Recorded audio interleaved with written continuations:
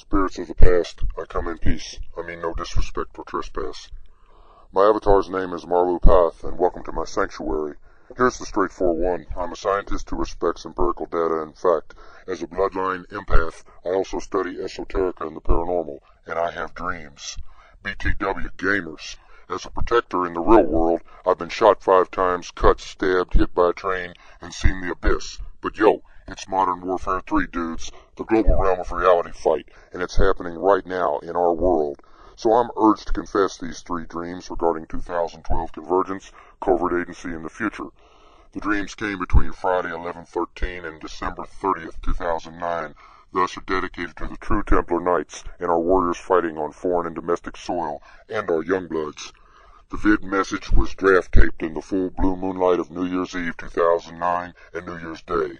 What I'm not is a political animal, right or left-wing extremist, religious zealot, cultist, terrorist, or whack job. I seek not fame, fortune, or even an identification. But just like you, I've sought someone to love, something to do, and something to hope for. Please feel free to comment or share these as merely dreams of food for thought, or pull aggro in a call of duty. And oh yeah, you got a few things to Google for giggles. Dream 1. The false prophets continue to seek promotion of the end of the world as we know it between now and the end of 2012. The leader of Iran, still believing he is the chosen one, seeks to accommodate the belief by fulfilling the end-of-time corroborations between Mayan, Aztec, Chinese, and Indian calendrical prophecies during the astrological alignment, which is to occur in December 2012. His plans of self-fulfillment start and end with Israel. The Iranian youngbloods have arisen to stop him and are already dying in the street. Israel, being aware of the Iranian elders' intent, will promote a preventative first strike, but Iran has maintained a hidden nuclear capacity secretly provided by others, and nuclear deliverance occurs. There will be nuclear devastation, but not as expected. The major governments do not take sides to engage the mad scenario, realizing it's not in their best interest to render the planet uninhabitable.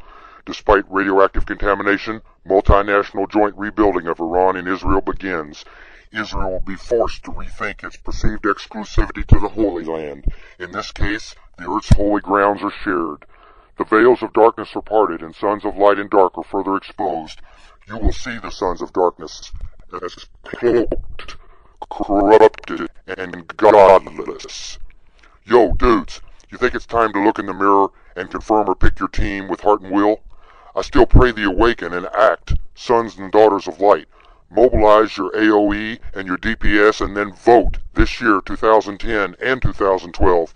The instance has begun and you're invited to fight, and it's the real deal, yo. Dudes, Google Bilderberg, Coward Piven, and think. Google ClimateGate and see.